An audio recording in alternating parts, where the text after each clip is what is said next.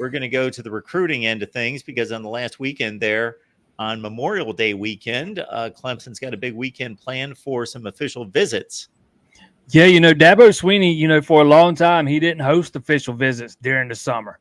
Then a couple of years ago, he kind of, evolved a little bit. People say he refuses to adapt, so he adapted a little bit, started hosting guys on officials in the summer, but he only does it for one weekend. It's usually that first weekend there in June. This year, it'll start on May 31st and run through June 2nd. But they've had a lot of success over the past couple of years since they've been doing this thing. They've had a lot of big-time commitments coming out of that weekend. It's made for, June's been a big month for Clemson, from a recruiting standpoint ever since they've started doing this big weekend. And I don't think this year is going to be any different. They've already got a good bit of their class locked up. But there's going to be a bunch of big-time offensive linemen on hand come that big official visit weekend. They've got 2 offensive linemen committed already, 2 4-stars in Easton Ware and Braden Jacobs, but probably going to take 3 more. And you're looking at guys like 5-star David Sanders, 5-star Josh Petty. Those 2 guys are going to be there.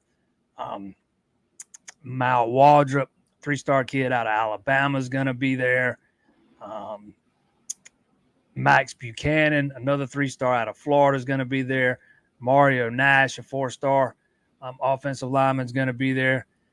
So for me, I'm looking at this thing as this is a big weekend for offensive lineman Matt Luke, in his first recruiting cycle as Clemson's new offensive line coach, and how this group of offensive linemen is going to look once they get all the guys in place that they can get in this class, and what the finished product's going to look like. Let's put it that way. So I think this is a big weekend for that group, and we'll see what happens with some of those guys. They're in a good spot with some of those guys. I think they'll land at least a couple of them. Is there anybody in particular that people really want that they're a bit nervous about, who's kind of on the edge, maybe looking at some other top schools? Oh, David Sanders, without question. He's arguably the top player in the class. He kind of grew up a Clemson fan, but that's not going to be a deciding factor in this thing, man. Tennessee, Ohio State, Georgia, Alabama. He's got a bunch of officials coming up. He's already taken one to Ohio State. He's already taken one to South Carolina. For a long time, the buzz was that Clemson was kind of leading for him after he took a couple of spring visits to Clemson. That's kind of subsided in recent weeks. Now they're saying maybe Clemson's not the leader. Maybe it's Tennessee or maybe it's Ohio State.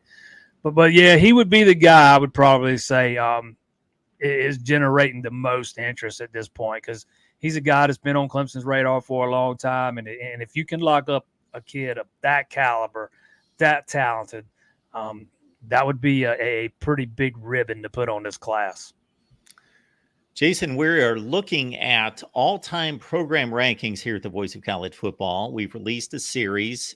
We've released the ACC, the Big 12. Yes, the Pac-12 is gone. We appreciate that, folks. We understand that, but it's actually a good time to put a final seal on the Pac-12. So we've done that. We released the SEC. We still have to knock out the Big 10, but we want to make our Clemson fans feel real good. So there you go. You'll feel good about that. Get on over to the main channel. Check that out. So what you see there on that row is that is a list of records in the ACC during the college football playoff era. So obviously Clemson is completely smashing everyone in the ACC. And then the one right next to it, that's certainly not a bad figure either.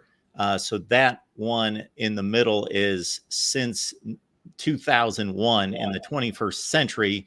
So Clemson doing rather well there, have the best record in the conference since 2001 as well. And then you've got a 1970 and on. And of course, Clemson doing rather well. Florida State's the only school in the ACC that best Clemson since 1970. So again, we've got all sorts of records, and we don't just spitball it, folks. We go through all the records. We go through all American bids, Heisman trophies, and just don't focus on quarterbacks. We go through all the major awards, both sides of the football, NFL draft picks, number 1 picks, bowl wins, major bowl wins, conference championships, national championships, the whole deal.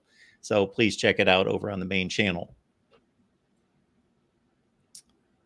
All right, Jason, we appreciate you stopping by. And again, it's Jason at theclemsoninsider.com. So check out his work right there. Jason, appreciate you stopping by, breaking things down for us.